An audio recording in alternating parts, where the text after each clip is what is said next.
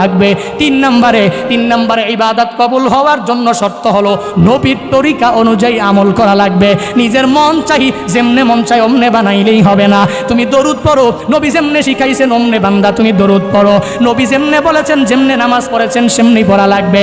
যদি মনে করো আমার নবী লাগবে না, কিছু আল্লাহর বান্দা যারা আহলে কোরআন, শুধু কোরআন মানে আমার নবীর মানতে যায় না, মনে করে শুধু কোরআন মানলেই হবে, নবীর হাদিসগুলো মানতে যায় না। বলে কোরআনের মধ্যেই সব কিছু আছে, কোরআন মানে হাদিসের কোনোটা মানতে যাই না।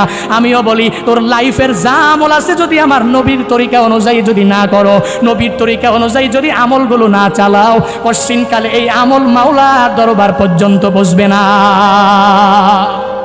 তুমি যদি নবীর তরিকা অনুযায়ী আমল করো, তোমার ওই আমল মাওলার দরবার পর্যন্ত বান্দা বসবে। কারণ নবীর তরিকা অনুযায়ী আমল করাটাও একটা ইবাদত কবুল হওয়ার জন্য শর্ত।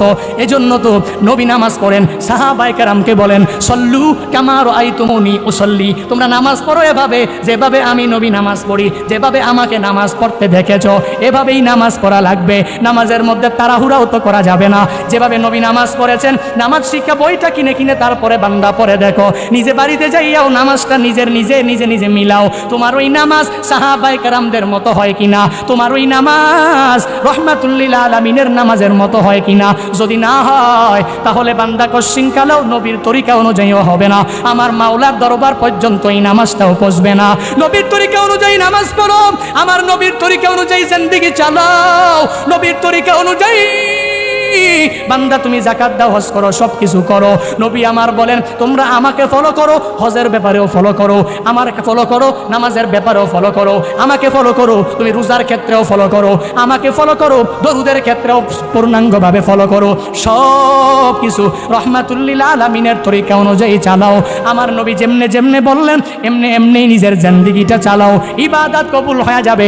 আমার মাওলার প্রিয় বান্দাও তো হয়ে যেতে পারবা।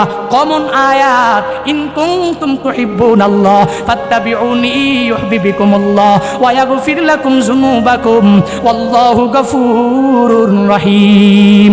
আল্লাহ তো জানিয়েছেন যদি তোমরা আল্লাহর ভালোবাসা পেতে চাও, আমার মাওলার দরবারে খাঁটি বান্দা হতে চাও, তাহলে এক নম্বরে আমার নবীর ইত্তেবা করে নাও। নবী আমার বলেন ইত্তাবিউনি, তোমরা আমাকে অনুসরণ করো, তোমরা আমাকে অনুকরণ করো। আমরে হাজের মারুফের সিগা ইত্তাবিউনি। নবী আমার বলেন তোমরা আমার অনুসরণ করো, কেন না এই অনুসরণ করার জন্য আদেশ দিয়েছেন কে? আরো জোরে বলেন। আল্লাহ বলেন ভালোবাসা পেতে হলে নবীর ইত্তেবা লাগবে, নবীর তরিকা অনুযায়ী জিন্দেগি চালানো লাগবে, নবীর তরিকা অনুযায়ী বান্দা ইবাদত করা লাগবে। ইন কুনতুম তুহিব্বুনাল্লাহ, যদি তোমরা আল্লাহর ভালোবাসা পেতে চাও।